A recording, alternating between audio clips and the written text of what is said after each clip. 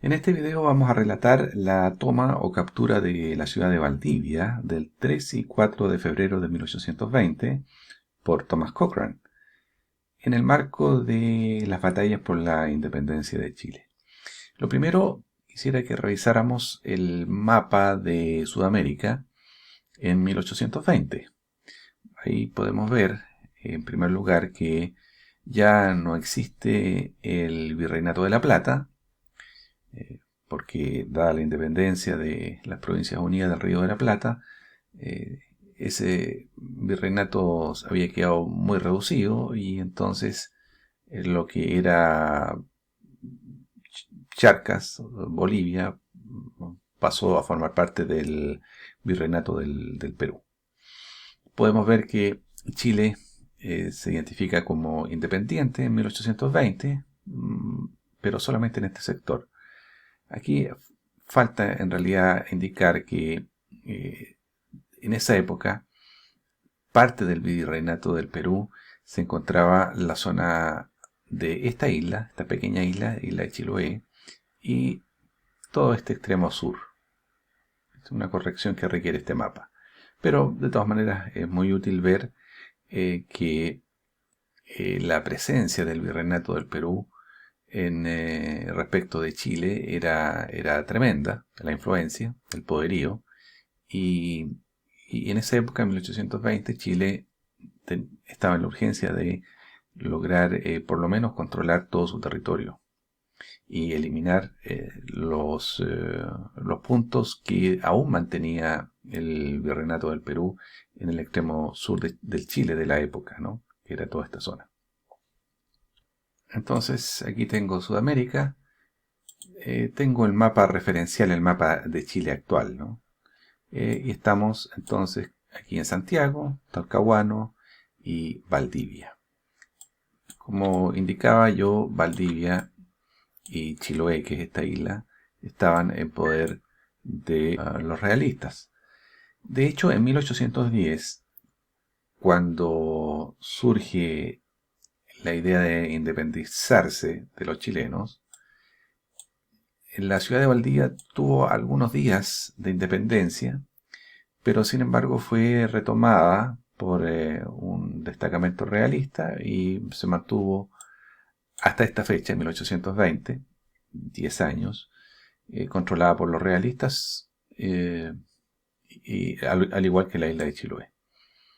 Y de hecho, la mayor parte de las fuerzas realistas en las batallas de la independencia, Rancagua, Maipú, Cancha Rayada, etc., las fuerzas realistas, pertenecían a soldados de esta zona, de Valdivia y Chiloé. En realidad fue básicamente una guerra civil, ¿no? La guerra de independencia de 1814-1818, que finalizó en 1818. Muy bien, entonces recordemos, Valdivia estaba controlada por las fuerzas españolas desde 1812. O'Higgins era el director supremo de Chile, y que fue en realidad entre el febrero de 1817 y enero de 1823. Recordemos también que en abril de 1818 fue la batalla de Maipú, que derrotó a los realistas, y en ese momento las fuerzas realistas fueron relegadas, se fueron concentrando en la zona de Valdivia y Chiloé. Estas dos zonas eran en realidad el penúltimo enclave del rey de España en lo que había sido la Capitanía General de Chile, dependiente del Virreinato del Perú. Seguíamos siendo, esta zona seguía siendo parte entonces del Virreinato del Perú, como decíamos. En junio de 1818, a los 43 años de edad, Thomas Cochrane, junto a su esposa e hijo, recalaron en Valparaíso, contratados por el gobierno chileno, siendo recibidos por O'Higgins. En enero de 1819, Cochrane hizo una primera incursión en el Perú, saliendo de Valparaíso al Callao para bloquear y bombardear el Callao, que se encuentra en esta zona, ¿no? Y regresó a Valdivia en junio de 1819. Logró arrebatar algunos buques a los españoles. En septiembre de 1819 zarpa nuevamente en lo que sería la segunda expedición de Cochrane de Valparaíso al Callao para un segundo bloqueo con varias naves, pero en realidad tampoco logró ocupar esa plaza, que era muy fortificada. Y de hecho en octubre de 1819 Cochrane presentó su renuncia por este fracaso. Y bueno, y estando en esta segunda campaña frente a Guayaquil, Ecuador, sur de Ecuador, entonces Cochrane comienza a explorar la posibilidad de, ya que estaba complicado tomar el Callao, venir a ocupar estas dos posiciones realistas en el extremo sur de Chile.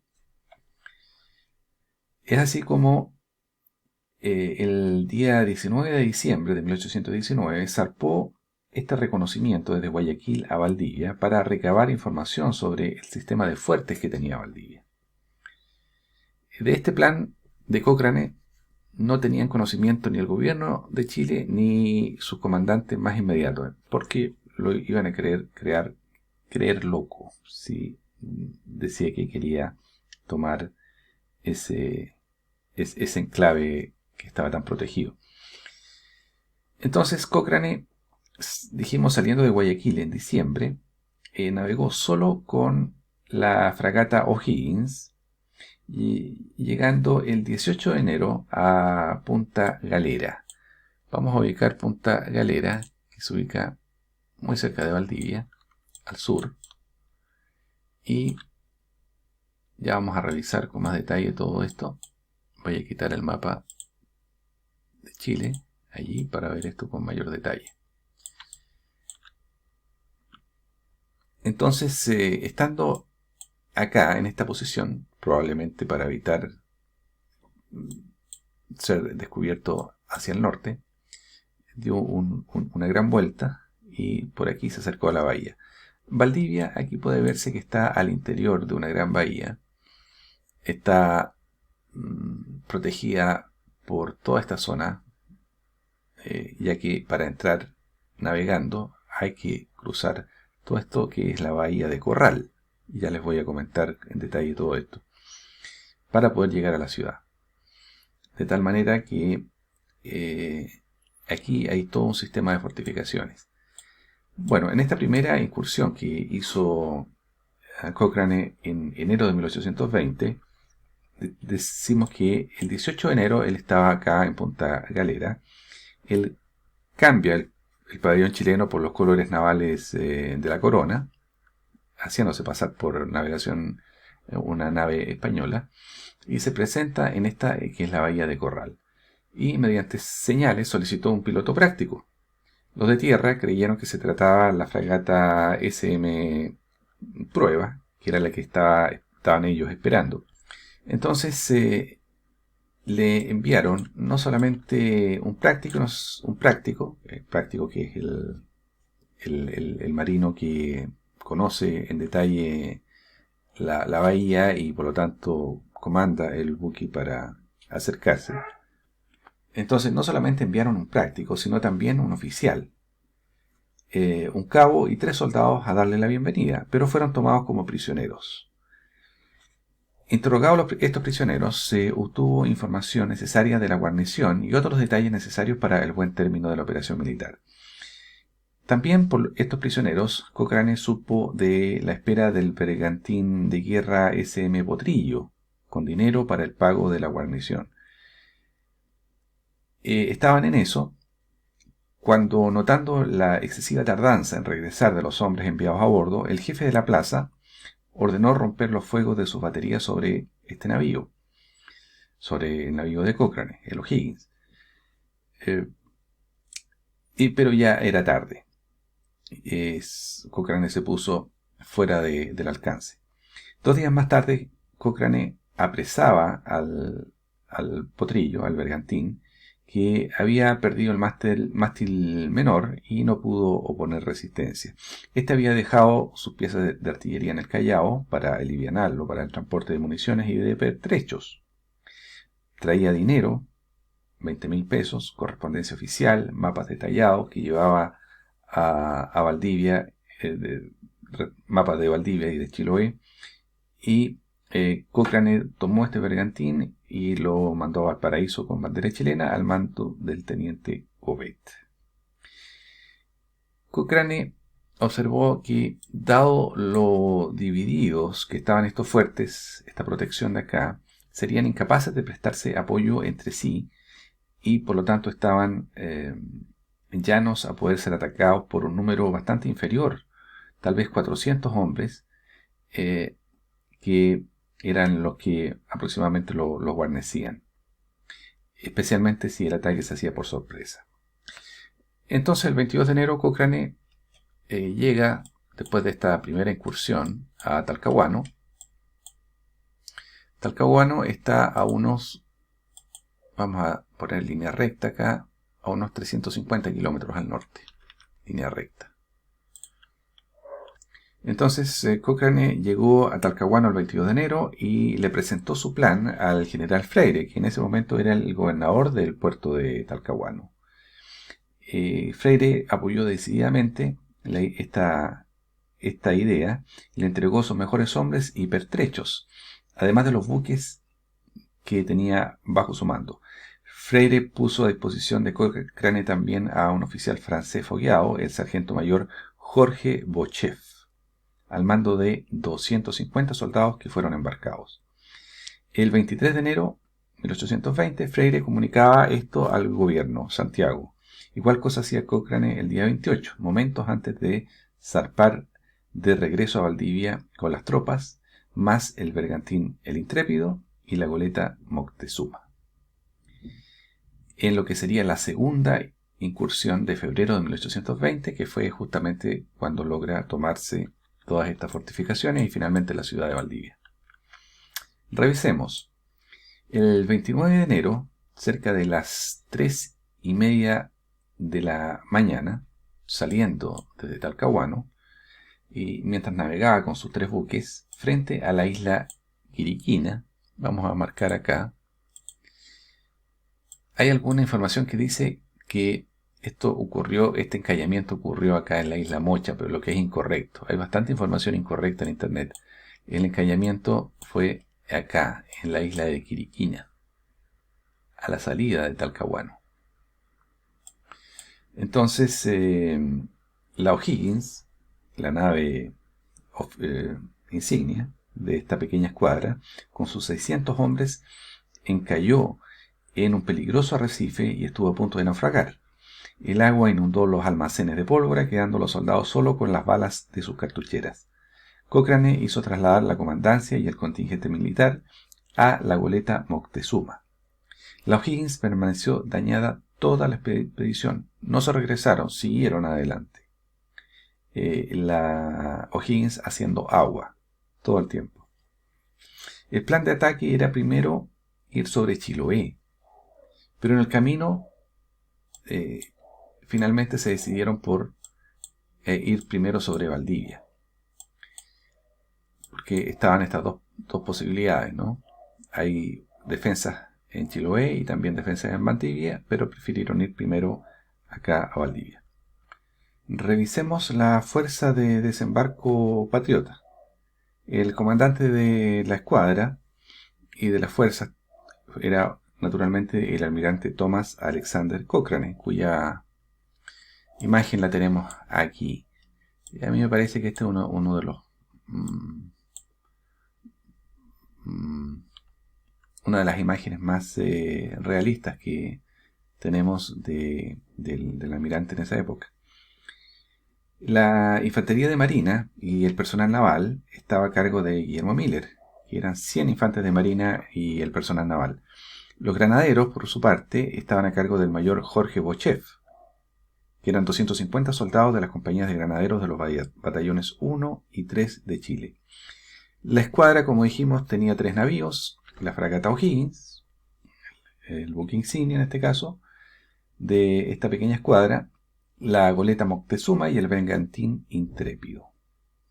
Revisemos ahora el sistema de fuertes de Valdivia. Aquí está Valdivia entonces, Valdivia actual, naturalmente sería mucho más pequeño en esa época.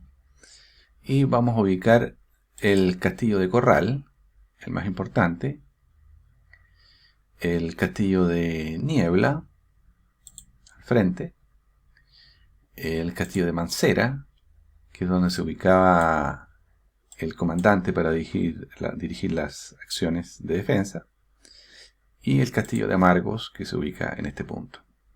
Estos eran los cuatro principales castillos de defensa, todos con cañones apuntando al mar para impedir naturalmente que alguna embarcación entre.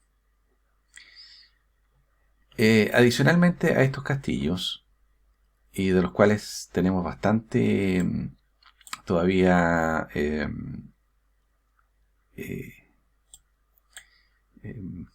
vestigios históricos, aquí puede verse aproximadamente la disposición que tenía este castillo. Luego el de Corral, la bahía de Corral, y aquí está el fuerte. Se puede ver el tamaño de este fuerte y la cantidad de personal de soldados que habría permitido mantener. El de Niebla, uno de los que está mejor tenidos actualmente, y el de la isla de Mancera, que está acá. Así que esto era básicamente inexpugnable. Por lo menos había permitido por muchos años impedir que las embarcaciones entraran, ¿no? Adicionalmente a eso había una serie de otras defensas, entre las cuales vamos a señalar el fuerte San Carlos, ubicado en este punto, que está en una isla, en realidad, o especie de península, está unida. El fuerte del Inglés, que está acá, del cual no se conoce realmente la posición exacta, porque de él solamente quedan referencias bibliográficas, no existe ningún vestigio histórico actual. Entonces hay alguna discusión de dónde se encontraba realmente este fuerte en ese momento. En mi opinión, por lógica yo lo ubicaría o en este punto o en este punto aproximadamente, para que tuviese una muy buena cobertura hacia la playa para impedir desembarcos, ¿no? Hacia allá. Entonces probablemente en alguno de estos puntos. Recordemos que toda esta bahía fue azotada por un maremoto gigantesco en mayo de 1860, lo que cambió mucho la geografía y destruyó probablemente gran parte de lo que había en esta zona, porque fue con mucho más fuerza, golpeó ese maremoto esta zona de acá, ¿no?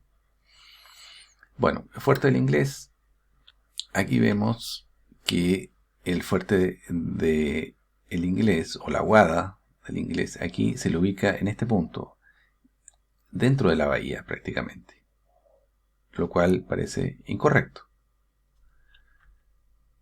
Aquí en este mapa se le ubica en esta posición, en el centro de esta península, aproximadamente. Ahí dice del Inglés. En este mapa se lo ubica acá, en el punto 2, incorrectamente. Este es el castillo de San Carlos, que como les dije está en una península. Aquí puede verse la península, que está comunicada con tierra firme, pero aquí estaba el fuerte. Y este mapa ubica el fuerte Aguada del Inglés muy en el borde costero, acá en este punto, y acá es el resto de los fuertes. Esto está bastante mejor, bastante más realista, pero este punto sigue estando un poco en duda, ¿no? Yo creo que está un poco más arriba. Acá nuevamente, este otro plano se lo ubica aquí en este punto, el fuerte del Inglés. Pero aquí el fuerte de San Carlos se ve que está muy mal ubicado. El fuerte de San Carlos está en este punto. Y en este mapa se lo ubica en este punto. O sea, esto está malo también. Así es que hay muchos mapas lamentablemente circulando incorrectamente. Aquí también se lo ubica en este borde. Muy bien, estábamos entonces enumerando el sistema de defensas de esta bahía. Entonces teníamos el fuerte del Inglés, el fuerte San Carlos. Aquí estaba el vigía del Morro Gonzalo, probablemente. Esta punta, un vigía. La batería de Barro en este sector. Batería de Chorocamayo en este sector de acá. Aquí aparentemente había una batería arriba y habían también posiciones que también se llamaban Chorocamayo más hacia la playa. Entonces esto más bien era como un complejo. Pero tampoco tenemos las ubicaciones exactas.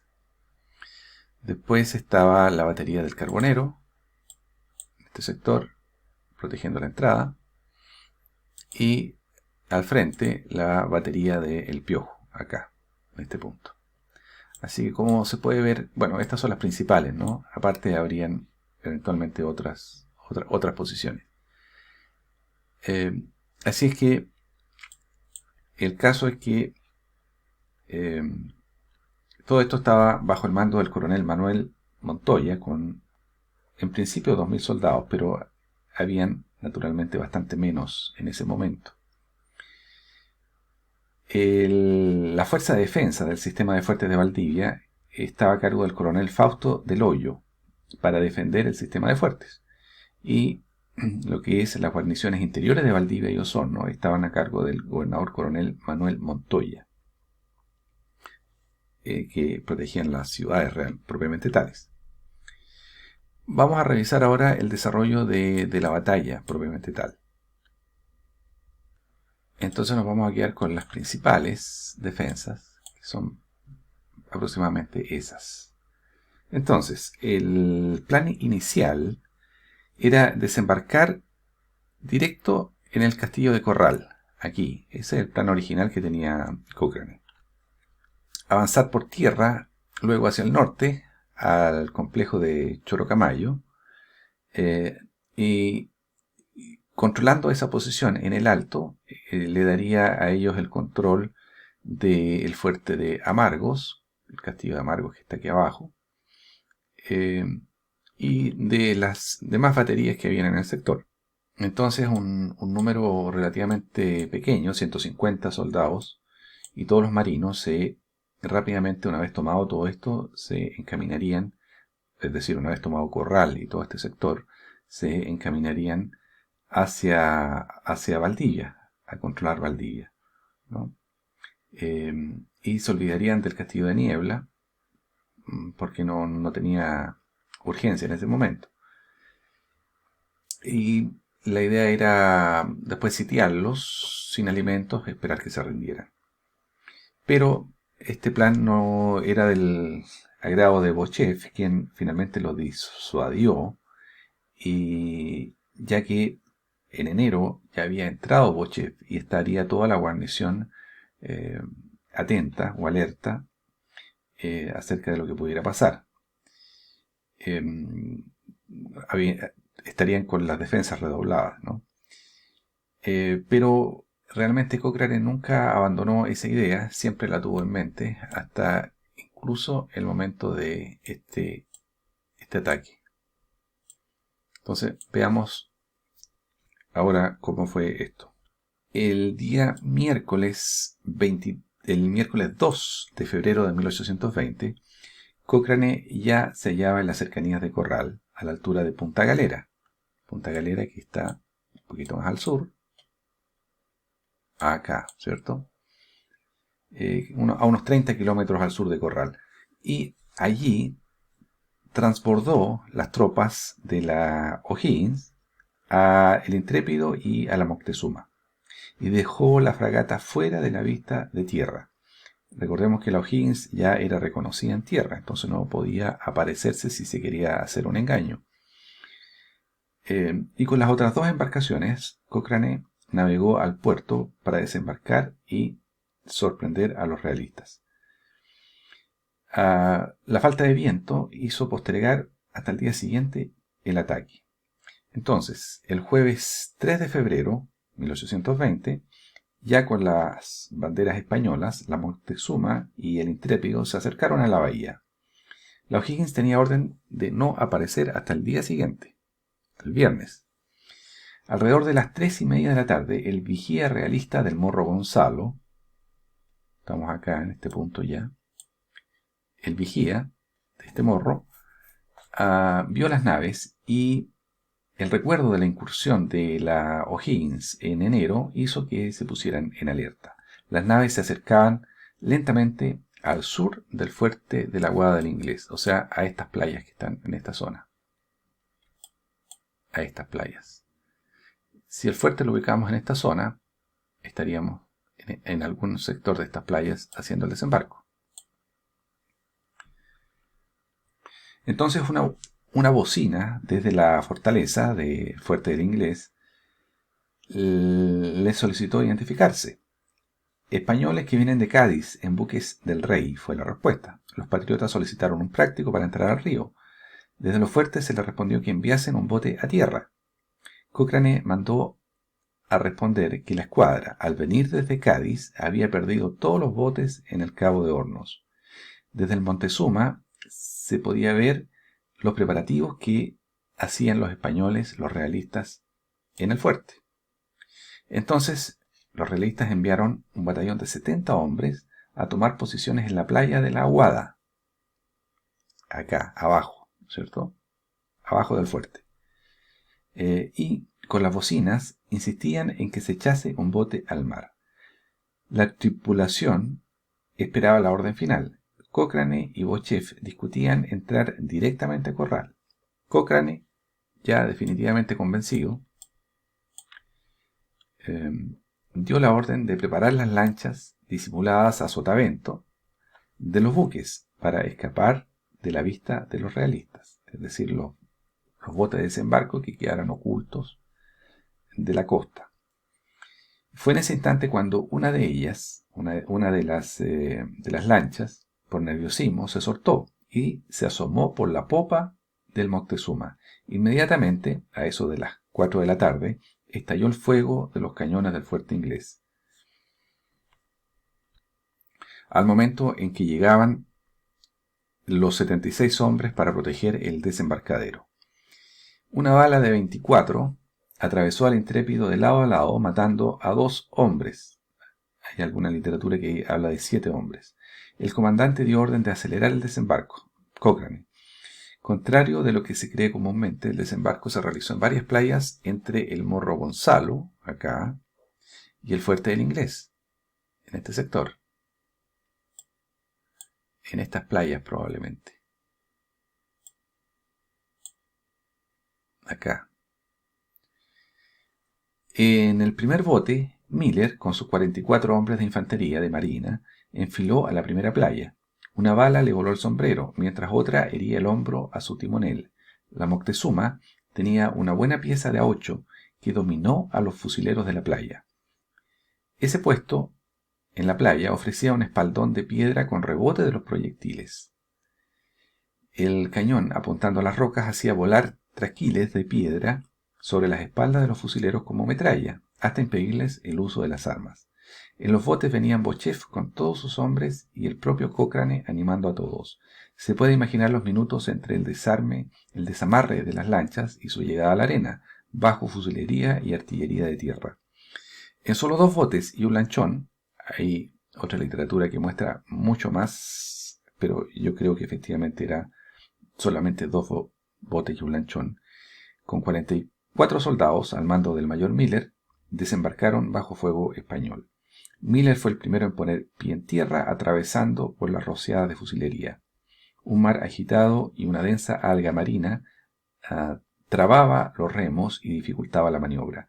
Varios soldados llegaron heridos hasta este punto. En la playa la infantería disparaba contra ellos, pero los soldados patriotas se abalanzaron violentamente, bayoneta en mano, sobre ellos. A los gritos de guerra, los realistas abandonaron su posición antes de perecer cogidos entre el fuego y las bayonetas. La playa estaba a merced de las tropas de Chile. Entonces llegó la segunda partida de hombres desde el Intrépido, estableciendo 350 hombres en la playa. Se hicieron varios viajes en las lanchas de desembarco. En menos de una hora lograron desembarcar los 350 hombres. En la playa, Cochrane los arengó. Soldados, uno de dos partidos tendréis que tomar, la muerte o la victoria. Son las 6 de la tarde, hora en que la marea empieza a llenar. Si no vencéis, seréis sumergidos por las olas, o moriréis en manos de vuestros enemigos, los españoles. Y para que no tengáis esperanza de salvaros, las lanchas, veis que ordeno se retiren a bordo. Efectivamente, mientras los botes volvían a los barcos, Cochrane subía a su esquife a dirigir del Moctezuma a dirigir la acción, designando al fuerte de San Carlos como punto de reunión. Allí se encontrarían entonces, en este fuerte. Muy bien, vamos a ver entonces ahora algunos detalles de cómo se tomó primero el fuerte del Inglés. Conquistada la playa, quedaba el fuerte del Inglés. Bochet había asegurado que si forzaba el fuerte de la Guada, conduciría a sus tropas de noche hasta Corral. Corral ubicado en este punto. Botchev organizó sus columnas en orden de batalla. El parte detalla que atacó en el siguiente orden. Escrito por Botchev. 65 artilleros de marina bajo las órdenes del sargento mayor don Guillermo Miller, del capitán Erescano, del teniente primero Carson y el subteniente don Francisco Vidal, peruano, que fue presidente del Perú después, formaban la derecha de la columna. El destacamento, adicionalmente, había un destacamento de 100 hombres de infantería del número 1 de Chile, al mando del capitán graduado de sargento mayor don José María Vicente, también del teniente primero don Dionisio Vergara y del teniente segundo don Rafael Correa, de Saa, subteniente don Francisco Lapiat. Y finalmente el tercer destacamento, que era del tercero de Arauco, compuesto por 150 hombres al mando del capitán don Manuel Valdovinos, teniente segundo don Pedro Alemparte, teniente segundo graduado de capitán don José Lavé y el subteniente don José María Carballo. Esas eran las fuerzas que acometerían entonces la captura del fuerte del Inglés. A las 6 de la tarde se emprendió camino sobre la Guada del Inglés, al que se accedía desde una escalera de mano que los españoles habían retirado en su huida. Aquí puede verse que hay que subir, ¿no es cierto?, para avanzar desde la playa hacia el alto. Y que este fuerte tendría algún tipo de muros de protección y senderos bastante angostos. Efectivamente, los españoles habían retirado esa escalera de mano en la huida y la alternativa era un angosto sendero junto a un precipicio que no dejaba el paso más que a un hombre a la vez. El acceso desde la playa al fuerte de la Guada del Inglés era una senda de ciervos. Las olas mojaban las altas y resbaladizas rocas que debían ser trepadas con trabajo y el ruido del mar desorientaba completamente a los realistas. Mientras tanto, hay que señalar que desde el lado de los realistas, el coronel Clemente Lantaño juntó las fuerzas de Corral, de Chorocamayo y San Carlos, dejando allí una pequeña guarnición en estos fuertes, y marchó con todas ellas a la Guada del Inglés, donde se fortificó. Botchev notaría después que ese fue un error, ya que había tanta gente que se trabó la agilidad de los movimientos realistas allí en la Guada del Inglés. Estando allí, Lantaño mandó a un destacamento a obstaculizar el avance de los patriotas, pero el oficial que había sido enviado, al ver los acontecimientos, optó por recogerse al fuerte de la Guada donde estaba el comandante. Botchev llevaba a su lado al cabo español Monasterio, que había sido prisionero de la primera incursión de Cochrane, quien sería un auxiliar muy útil en los futuros pasos del ataque. A Miller, por su parte, les servía de guía el cabo español Vicente Rojas, de quien sería más tarde deudor de su vida.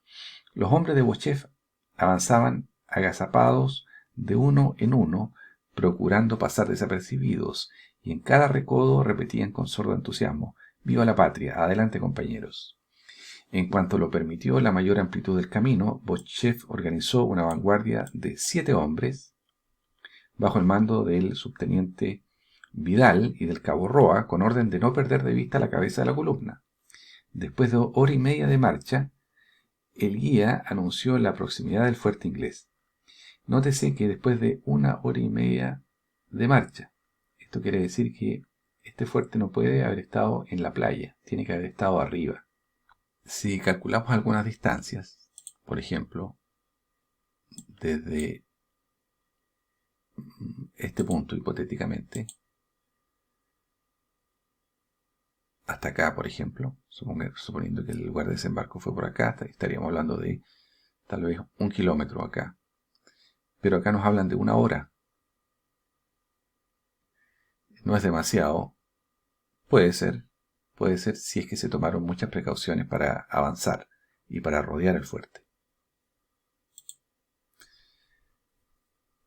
Entonces, después de hora y media de marcha, el guía anunció la proximidad del fuerte inglés, con sus defensas complementarias y sus 2 unidades de 24. Beauchef detuvo la guardia con el propósito de asaltar todos juntos. Eran las 9 de la noche y la espesura del bosque proyectaban densa oscuridad en el recinto. Cuando avanzaban en medio de la explanada, los centinelas del fuerte gritaron por 3 veces consecutivas «el quien vive», y luego dispararon los cañones de mayor calibre. En la oscuridad el enemigo no podía hacer puntería. Beauchef animó a sus soldados pidiéndoles que dispararan justo a esas piezas que estaban disparando. Enseguida se precipitó adelante con sus granaderos al grito de «a ellos, muchachos, y los castillos son nuestros». A las 8 de la noche, el patriota peruano Juan Francisco de Vidal, al mando de un pelotón, se escurrió hasta la entrada posterior del fuerte. En la oscuridad y el ruido de las olas, el grupo de Vidal trepó a gatas la muralla del fuerte y desde arriba disparó una descarga, al mismo tiempo que daba fuertes gritos. Los 2 primeros atacantes que lograron escalar el muro fueron inmediatamente muertos. Los soldados dispararon al aire y lanzaron aterradores gritos para hacer creer a los defensores que se trataba del desembarco de un contingente superior.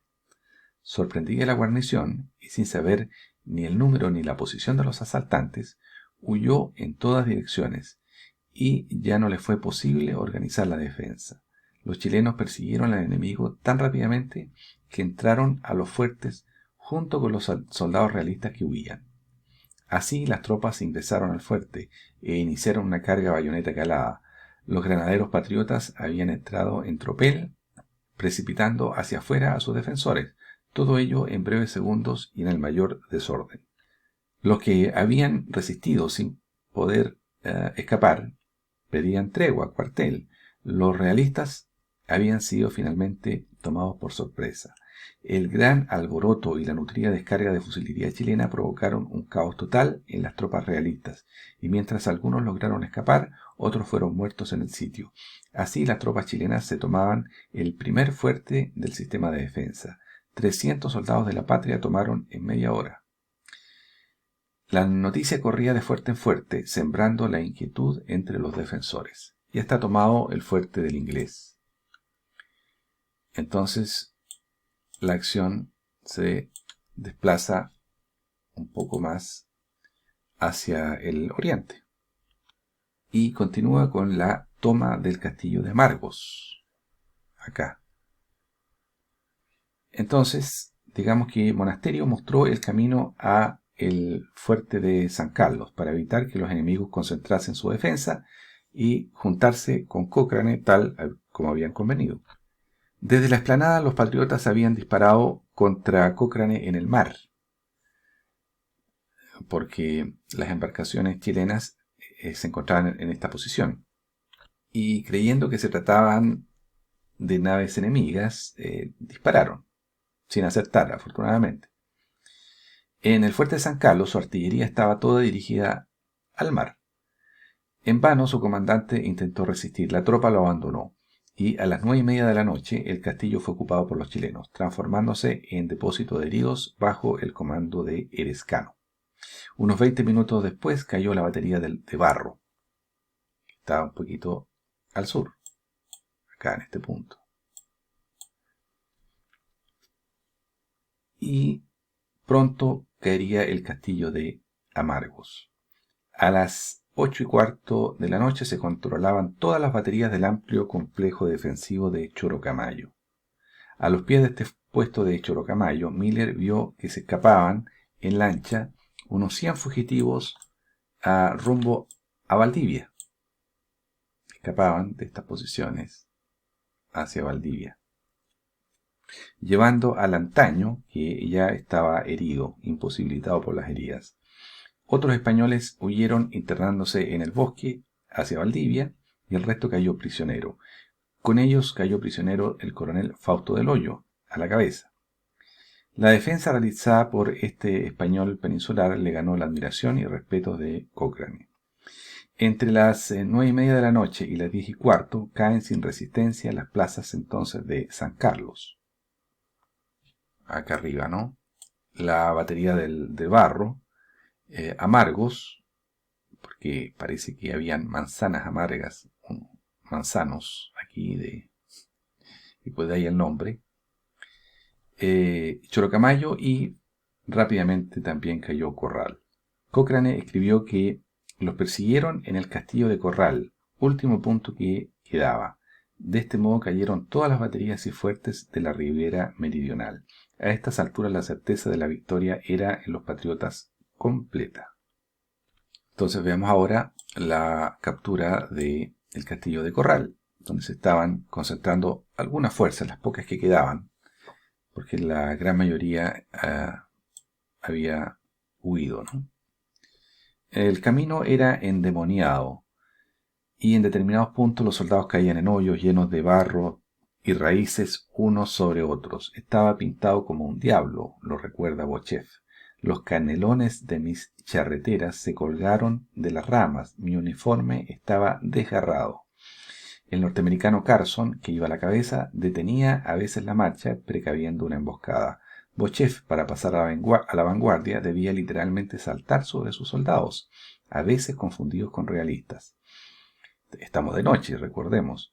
Poco después de la medianoche, doblaron la punta de Chorocamayo y avistaron por fin la negra silueta del poderoso castillo de Corral, donde estaba la comandancia del sistema de defensa y el comandante de las fuerzas de defensa, coronel Fausto del Hoyo. Se desató un violento combate entre ambas fuerzas, en el que pereció la mitad de los defensores y quedó prisionero el resto, entre ellos, como decíamos, el propio comandante español. A la 1 de la madrugada del viernes 4 de febrero de 1820, Bochev ordenó atacar simultáneamente y por todos los frentes el castillo de Corral. Simultáneamente estalló el fuego sobre las entornadas puertas de la fortaleza. Los defensores corrieron a concentrarse en aquellos precisos lugares. Los asaltantes asomaban sus cabezas tras las puntas de brillantes bayonetas a lo largo de todo su perímetro asequible. Junto casi con iniciarse el ataque a Corral, ya sus asaltantes habían penetrado al interior. Como quien quema naves, aventurándolo todo, era todo el contingente patriota el que en un acto de suicida se precipitaba dentro del castillo con estudiado estruendo y algarabía. Los defensores debieron creer precisamente que enfrentaban a una vanguardia, y la expectativa de otras divisiones posteriores debió quebrar su resistencia por efecto psicológico. El combate cuerpo a cuerpo, las bayonetas obraron el resto. Las bajas dentro del recinto testimonian una defensa hasta la muerte, y la misma hazaña patriótica, también tan intrépida y enérgicamente reprimida por Bochev, es signo de un ímpetu irreprimible frente a un enemigo feroz. Los defensores de Corral fueron atrapados como en una ratonera. Los muros fueron su cárcel, y había muertos y prisioneros, más que fugados. El primer cuidado de Beauchef fue la protección de los prisioneros. El comando enemigo conversó con Beauchef sobre los defectos de la defensa y las causas del desastre, que al español le amargaba. ¿Quién hubiera creído que se hubiese atrevido a venir a atacarnos con tan cortos medios? Esa era la queja del comandante. Cochrane, a bordo de la Moctezuma y con el intrépido de reserva, entraba al puerto de Corral, saludado por las fortalezas del sur del estuario, que enarbolaban la bandera tricolor. Pero desde los castillos de Niebla y Mancera llegaron algunos disparos sobre estas unidades, aunque sin causar daños mayores. El intrépido alcanzó a recibir 2 balas en el casco. La Moctezuma hizo blanco en una de las unidades enemigas, silenciándola. Contribuyó considerablemente a que los realistas abandonaran la defensa, que la O'Higgins entrara a la bahía a velas desplegadas y con la línea de agua baja, pero sin un solo soldado a bordo, lo que hizo creer a los defensores que fuerzas superiores a 2000 hombres estaban a punto de desembarcar como reserva patriota a los que ya se encontraban en tierra y que su posición entonces era insostenible. Lo restante de la noche se pasó en una tranquilidad relativa. El desenlace envolvía varias interrogantes. ¿Estaban realmente tomados todos los castillos del lado sur poniente de la bahía? ¿Serían capaces de tomar los castillos del lado nororiente? ¿Qué pasaba en la ciudad, en Valdivia? ¿Reaccionarían las fuerzas reales y tomarían ahora la ofensiva? Así nos llegó el viernes 4 de febrero. A las 8 de la mañana, ambas naves fondeaban en Corral, donde había sido cogida la fragata mercante Dolores. Fue capturada esta fragata aquí en Corral. Y también fue capturado el bergantín del Rey, aunque este último fue incendiado por los propios dueños. Cochrane saltó a tierra y el viernes 4 de febrero, en la mañana, saltó a tierra y felicitó a Beauchef y a sus soldados, elogiando irónicamente su puntería, que había estado a punto de arrebatarle la vida. Recordemos que le habían disparado por error en San Carlos.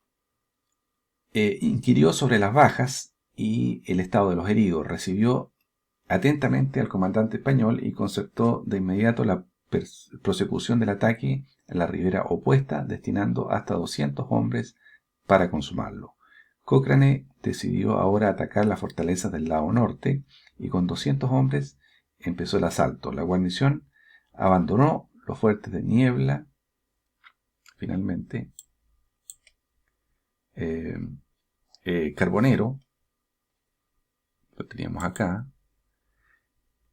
El Piojo y Mancera. Todo esto fue abandonado finalmente. Al llegar las noticias a Valdivia, un consejo de guerra resolvió el envío inmediato de 100 soldados de Valdivia para reforzar el castillo de Niebla. Estos partieron en varias embarcaciones. Eso debe haber sido el jueves en la noche, ¿no? O el viernes muy temprano. Estos partieron desde Valdivia en varias embarcaciones al mando de Bobadilla y se cruzaron a la altura de la isla de San Francisco con Lantaño, que era transportado herido a Valdivia en la noche del día 3.